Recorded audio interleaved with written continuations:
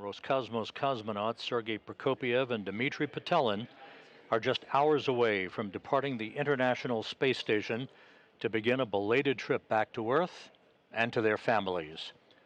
Welcome in to Mission Control in Houston and the International Space Station Flight Control Room at the Johnson Space Center, where shift handover has just been completed. The Orbit 1 team of flight controllers now on duty under the direction of Flight Director Chris Dobbins as we prepare for the homecoming of this trio of crew members from Expedition 69 aboard the International Space Station and the completion of a mission of more than a year, 371 days to be exact. We'll talk more about their record-breaking statistics in just a moment. At this hour, as we mentioned, Chris Dobbins is the flight director on console here in Mission Control. He is joined on console at the top of your screen by veteran astronaut Aki Hoshide from the Japan Aerospace Exploration Agency, no stranger to Soyuz operations, as he'll be talking to the International Space Station crew throughout the overnight hours, as Rubio, Prokopyev, and Petelin are just minutes away from saying farewell to their Expedition 69 crewmates. Expedition 69 will turn into Expedition 70 at the time that the Soyuz MS-23 spacecraft undocks from the International Space Station just 3 hours and 51 minutes from now.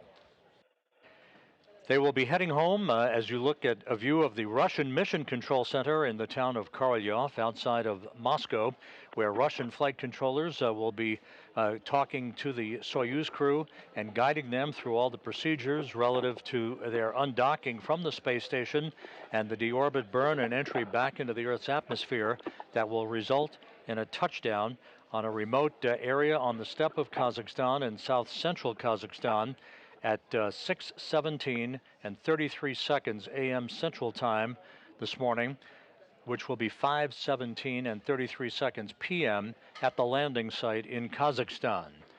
The weather at the landing site is forecast to be ideal, just some scattered clouds forecast at 7,000 feet, visibility of 6 miles plus, with a temperature of about 69 degrees Fahrenheit to greet the three crew members.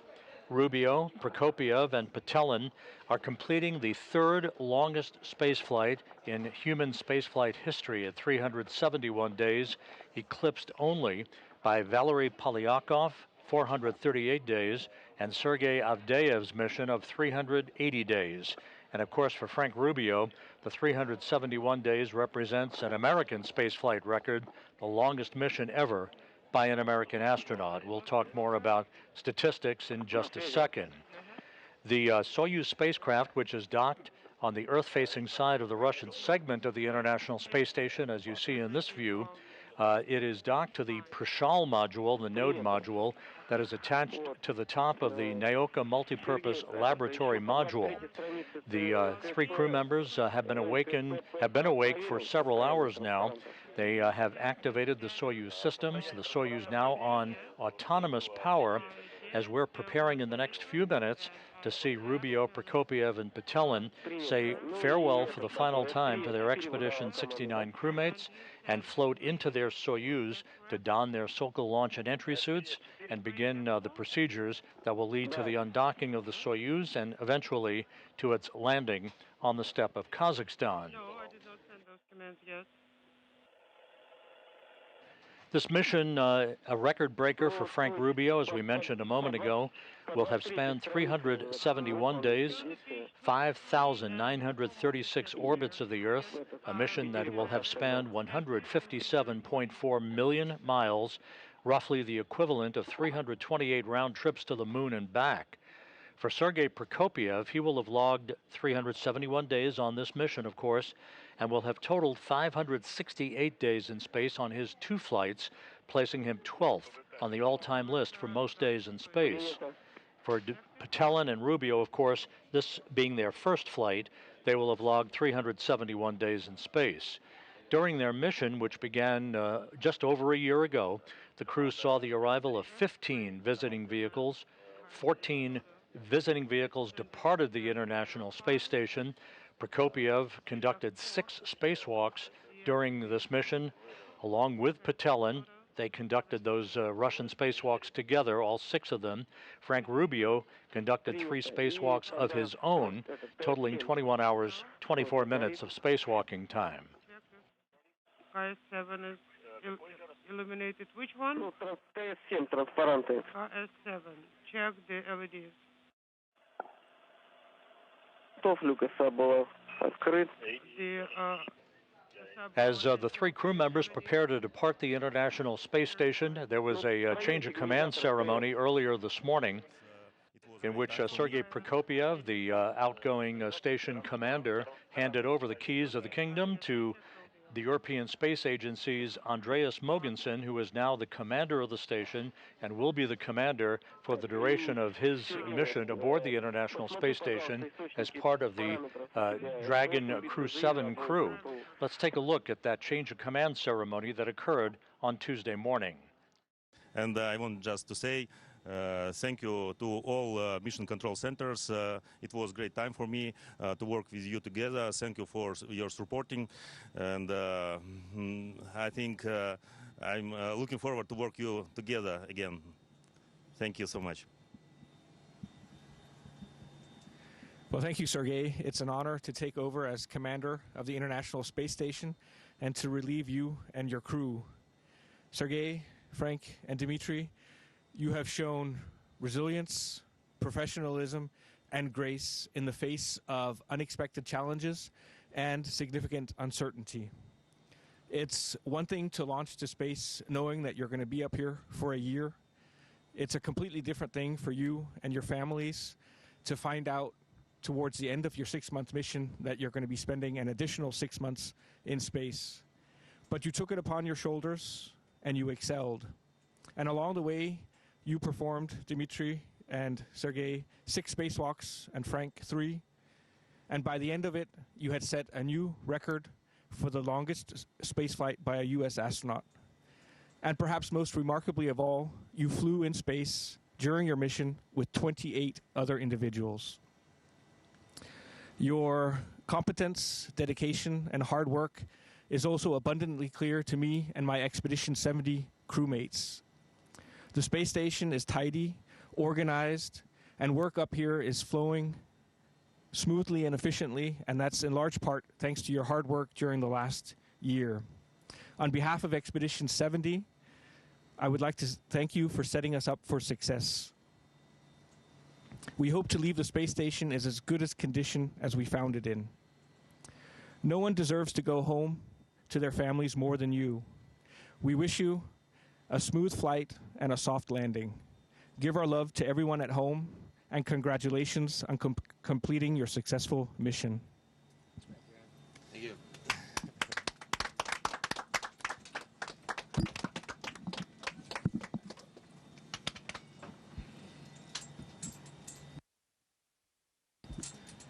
And with that, we'll start Expedition 70.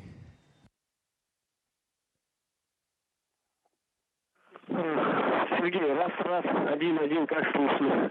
Expedition 70 formally begins with the undocking of the Soyuz MS-23 spacecraft that is scheduled 3 hours and 44 minutes from now. But Andy Mogensen is now the commander of the station. You see in this crew portrait of Expedition 70 from left to right, Roscosmos cosmonaut Nikolai Chub and Konstantin Borisov, Mogensen, Oleg Kononenko, who along with Chub is going to spend a year on the International Space Station, Jasmine Mugbelli, the NASA astronaut who was part of the Crew 7 crew, Satoshi Furukawa of the Japan Aerospace Exploration Agency, and NASA astronaut Laurel O'Hara, who launched just a couple of weeks ago on a Soyuz MS-24 spacecraft to begin her 6-month stint on the International Space Station.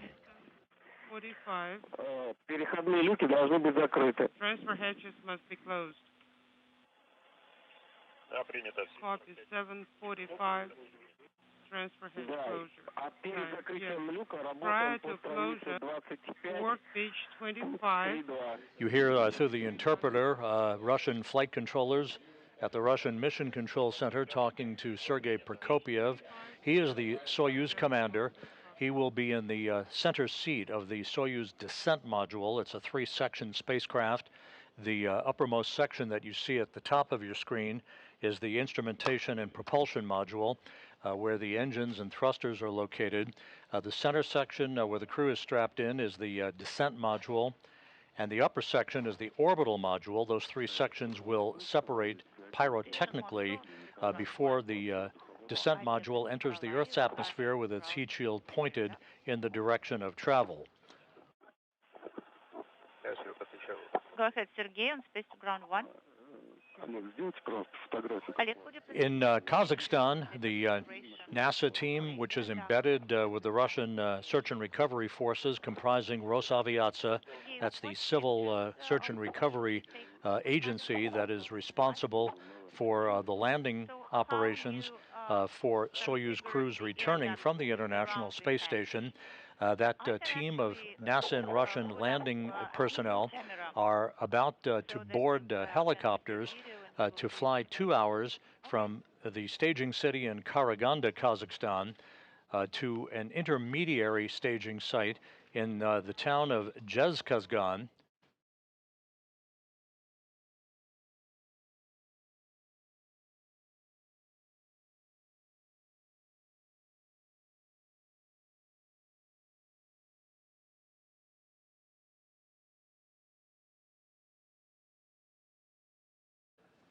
The helicopters that will be deployed by the search and recovery forces will be flying to the intermediary landing site in Zhezkazgan to refuel before they take off around the time of the deorbit burn. We'll talk about the sequence of events leading up to the landing itself here in a moment. Those helicopters will refuel in Zhezkazgan and then fly about 35 minutes over a 90-mile stretch from Zhezkazgan to the landing site to begin the process of extracting the crew from the Soyuz descent module and placing them in a nearby inflatable medical tent where they'll get out of their Sokol launch and entry suits into more comfortable flight clothing, receive medical exams, and then be placed in 3 different helicopters for the 2-hour flight back to Karaganda, where they will split up, with Rubio boarding a NASA Gulfstream jet to fly back to Houston, and Prokopyev and Petelin boarding a Gagarin Cosmonaut Training Center aircraft to fly back to their homes in Star City, their training base at the Gagarin Cosmonaut Training Center.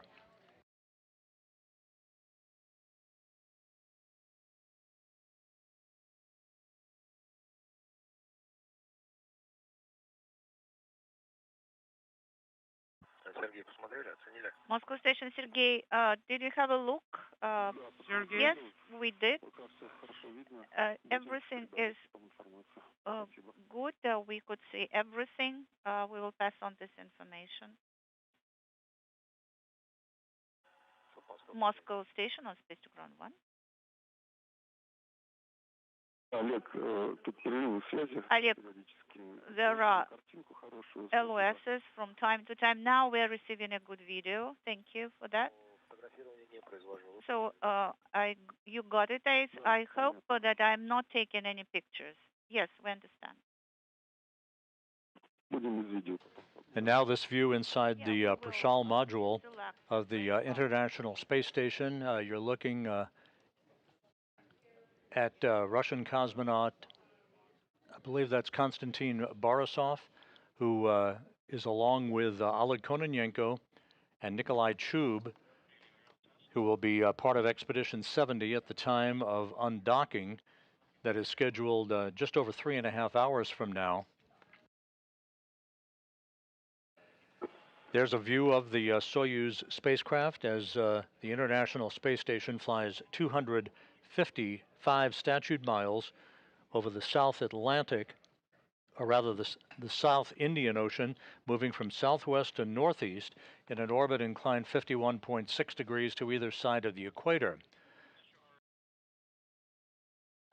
Again, the Soyuz is scheduled to undock at 2:54 and 30 seconds a.m. Central Time, 3:54 and 30 seconds a.m. Eastern Time.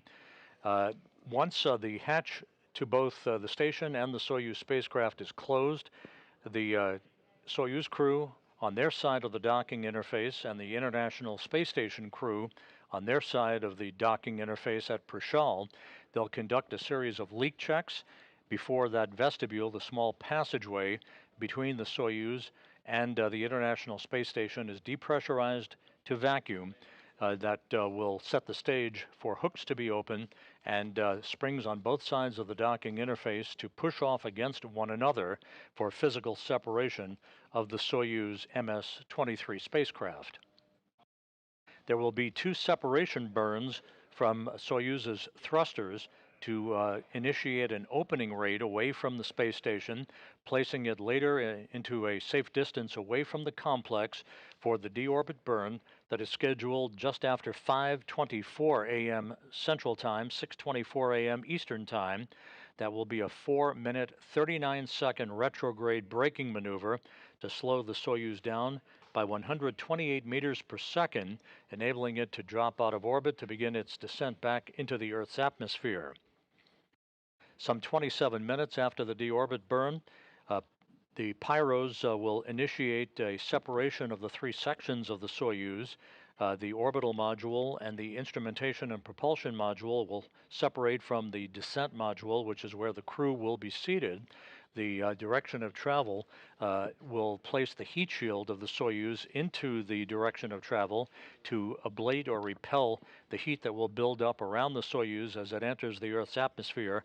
That heat builds up to about 2,500 degrees Fahrenheit before leaving the harshest regime of the entry portion of the descent back to Earth. Some 15 minutes before touchdown, the command will be issued to open up the parachutes on the Soyuz spacecraft at an altitude of about 6.7 miles or 10.8 kilometers, and about 14.5 to 15 minutes later, touchdown will occur. The soft landing thrusters on the Soyuz will fire about a second or two before touchdown, and Rubio, Prokopyev, and Petelin will be back on Earth for the first time in 371 days.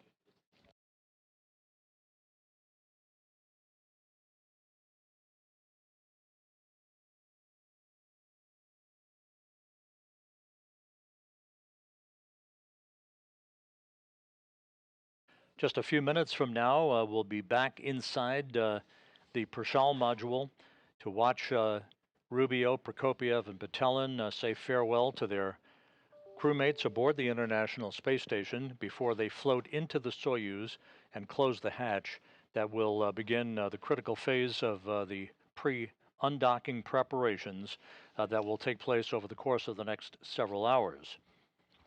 Once they close the hatch to the Soyuz, and the hatch is closed on the station side of the docking interface, the crew will begin to don their Sokol launch and entry suits and will make their way into the descent module to strap themselves into their respective seats in the Soyuz. This is the configuration that they'll be in if you look head on to where the crew will be seated. Prokopyev, as the Soyuz commander, will be in the center seat, flanked to his left by Dmitri Petelin, who will be board engineer number 1, and to his right by Frank Rubio, who is board engineer number 2.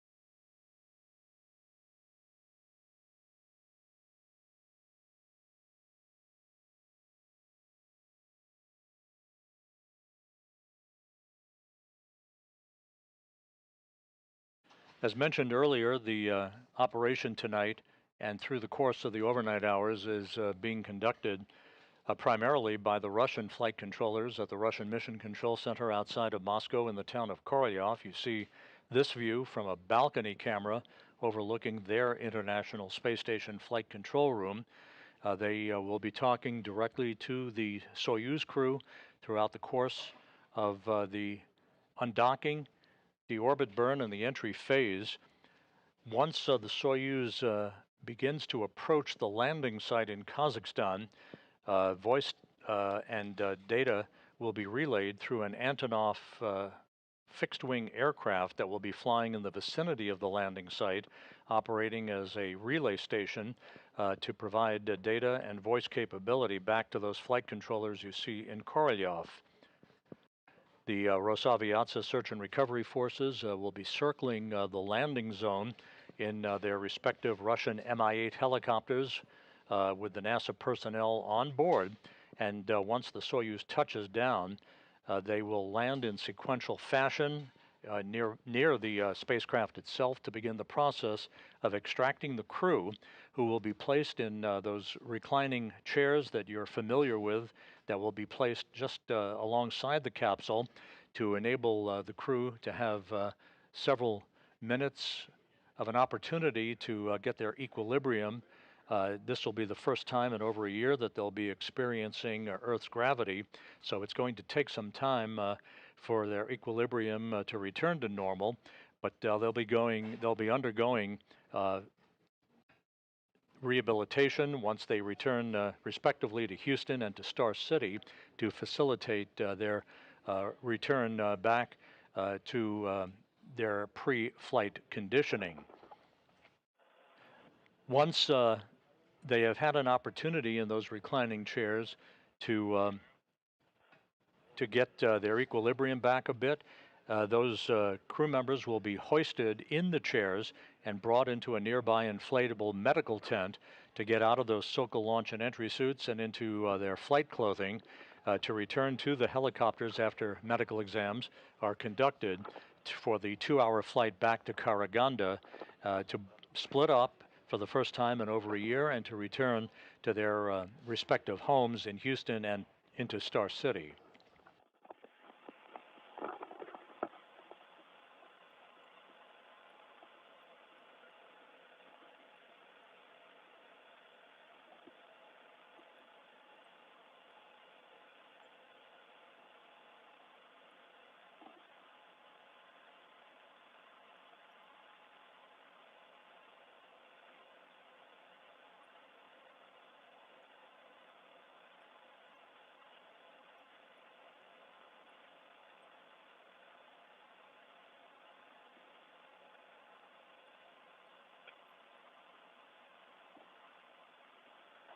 A good view of the Soyuz MS-23 spacecraft docked to the Prichal module, which is the node module, a multi-hatched docking port for multiple vehicles at the Russian segment of the station. And now we're back inside Prichal at the hatchway to the Soyuz as the crew is beginning to gather for final farewells before the Soyuz crew floats through the hatch and closes the hatch behind them to begin their pre-undocking preparations.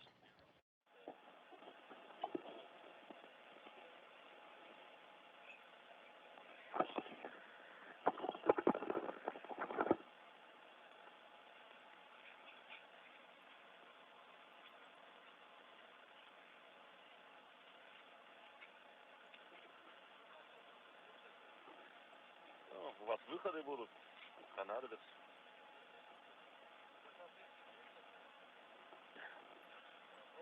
Нет, просто так. Заглушка может быть готова, да.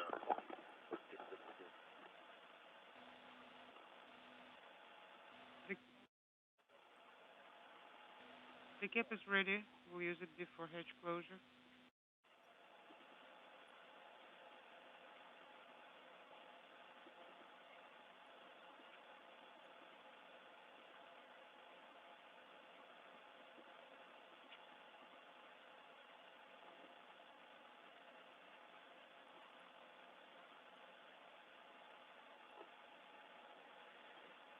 Oleg Kononenko in the foreground, now in his 5th flight into space. When he returns a year from now, along with Nikolai Chub, Kononenko will have accrued more than 1,000 days in space. He'll be at the top of the list for the most days in space by a human. The International Space Station currently flying over the Indian Ocean, about to cross into Southeast Asia, flying over Jakarta, Indonesia.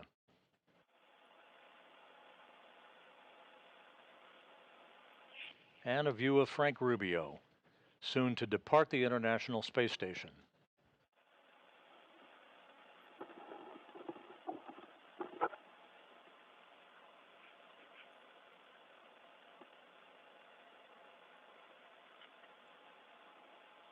Rubio, Prokopyev, and Petelin originally were scheduled to spend just 6 months on the station, but a coolant leak developed in their original Soyuz that brought them to the station, the Soyuz MS-23, back on December 14th last year, and a replacement Soyuz was launched unpiloted and automatically docked to the station. That's the Soyuz MS-23 that they'll be returning home in a short time from now.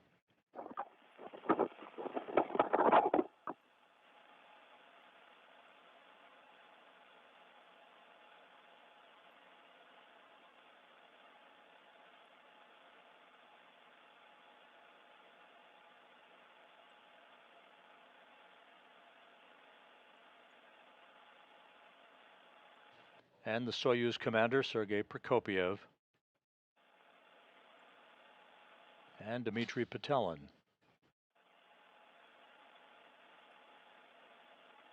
NASA's Laurel O'Hara in the field of view. A few final pictures being taken.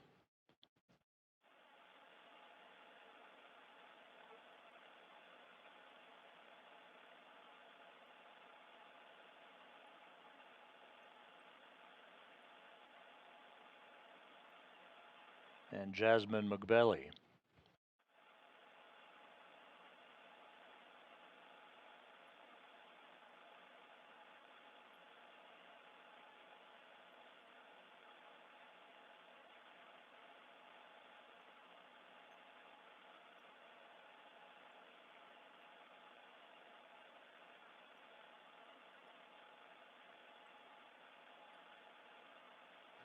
Nikolai Chub now in the field of view.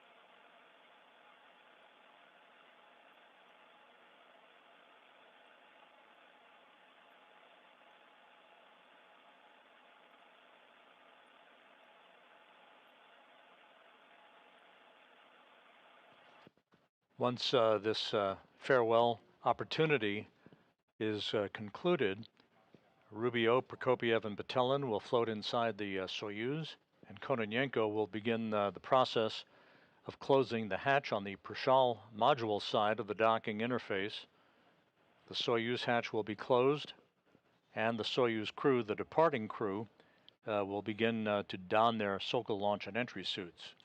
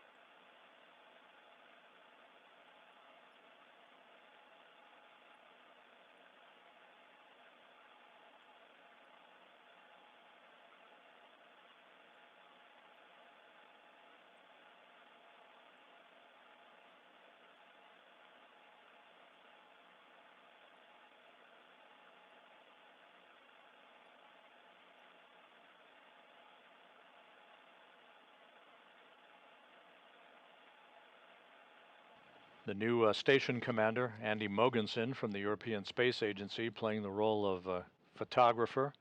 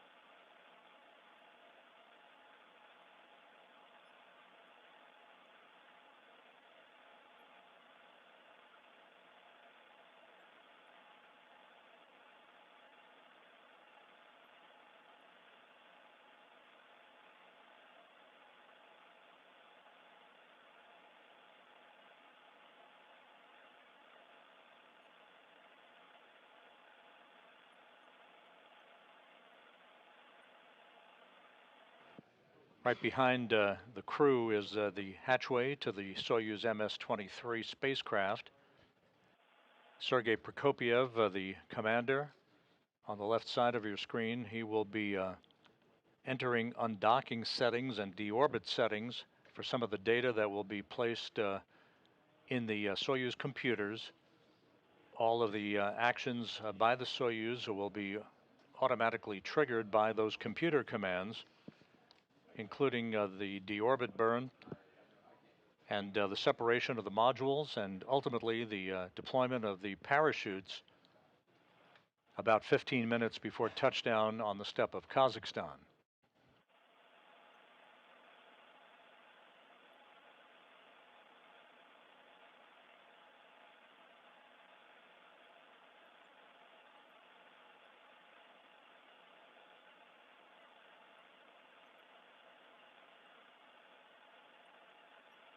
And not to be outdone, Konstantin Borisov now in the field of view.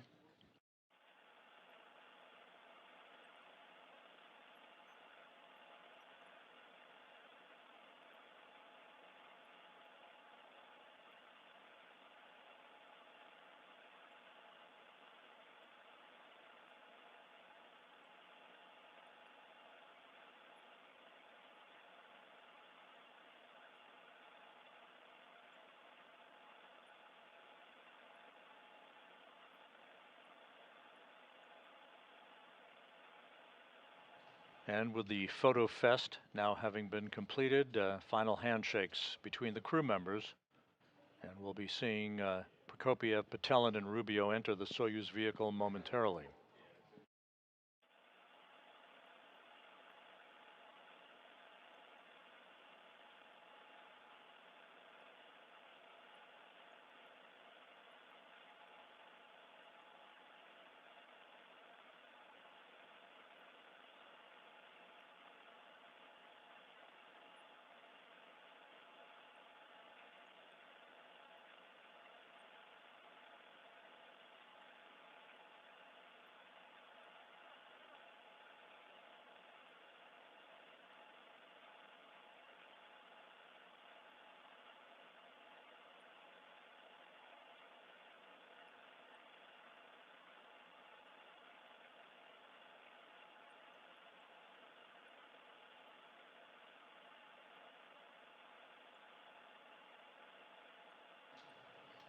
Sergei Prokopyev entering the Soyuz with his crewmates.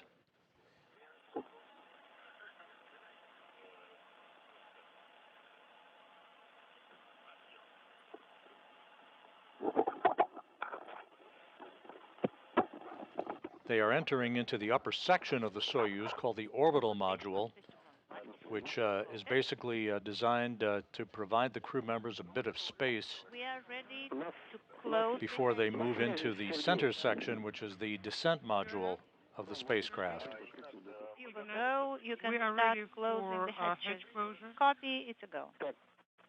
Сергей, подтверди, что вы Sергei, выполнили пункт 3.2 по please 25 confirm странице that you are подготовка к done закрытию with the крышек step АБСУ и БЛСУ. 3.2 on page 25, which is preparation. Russian flight controllers have given Загрузку сняли. the crew members on board the station the green light to close the transfer hatch, that is the station hatch, КВД закрыт. on that side of the docking interface. КВД. The Prichal module is the node module that is mated to the very top of the Naoka multipurpose laboratory module on the Earth-facing side of the Russian segment of the station. The station hatch will be closed first, followed by the Soyuz hatch, and that will initiate the start of leak checks over the course of an orbit or so to make sure that we have an airtight seal between the two docking interfaces before the depressurization of the passageway is conducted.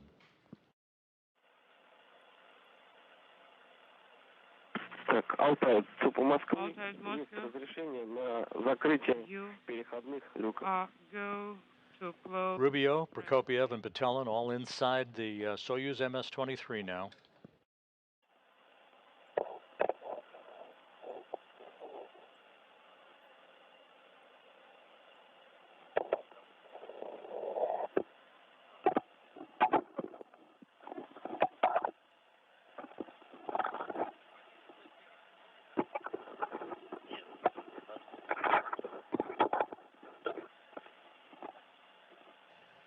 The Soyuz scheduled to undock 3 hours and 15 minutes from now.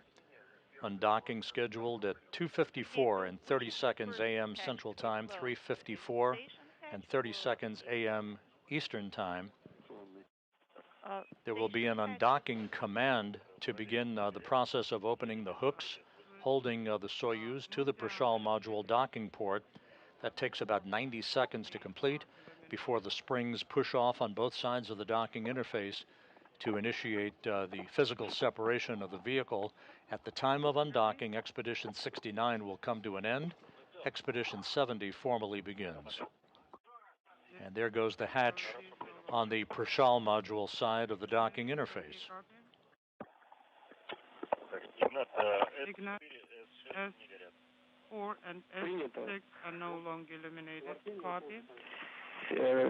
Сергей, но у нас есть разрешение. And the hatch closed on the Prichal module at 11:38 p.m. Central Time, 12:38 a.m. Eastern Time.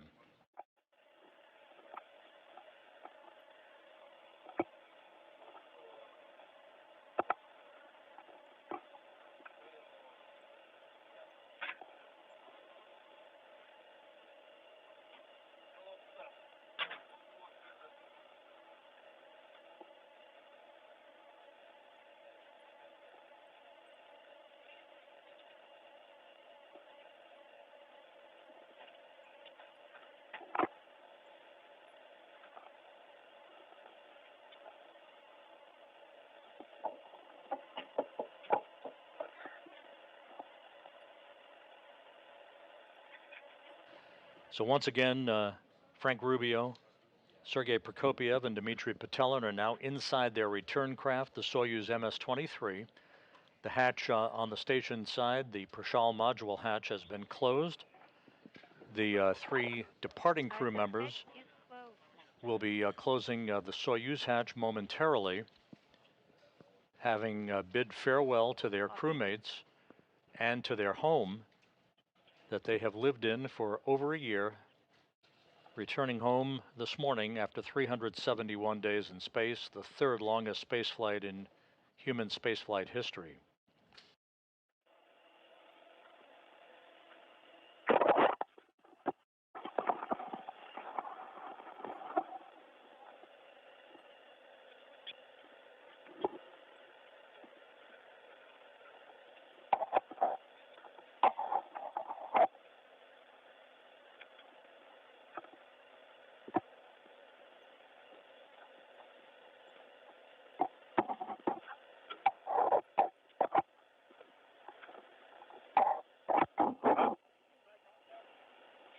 Yeah, it's in the spacesuit.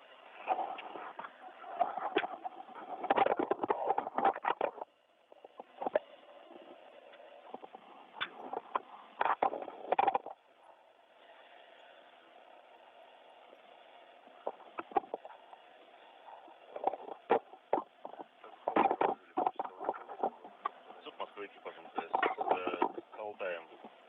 На связи. The Soyuz systems were activated a couple of hours ago. The Soyuz on autonomous power, no longer on station power that it has been on for the past 371 days. Значит, Сергей, тогда работаем по 28 Sergei, странице. now go to page 28 and proceed with the steps in work. And we now have confirmation that the Soyuz hatch is closed at 11:41 p.m. Continue reporting on the command. Central Time, 12:41 a.m. Eastern Time. So the hatches on both sides of the docking interface are now closed. Leak checks will get underway, and the crew, the departing crew, Rubio, Prokopyev, and Petelin, will begin to don their Sokol launch and entry suits.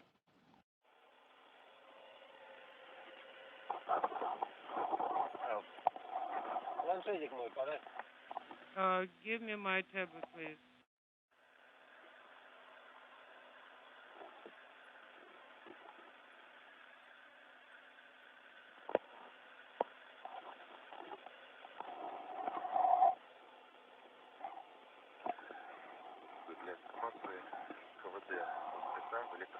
Just for your awareness, Moscow, the KVD valve is an electrical control. Copy, KVD or equalization valve of the vehicle is an electrical control. Copy.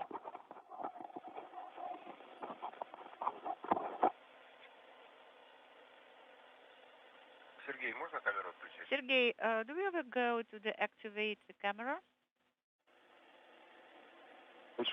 Thank you so much for your the video stream. You have a go to deactivate the camera. Okay, copy. It's a go to switch off camera.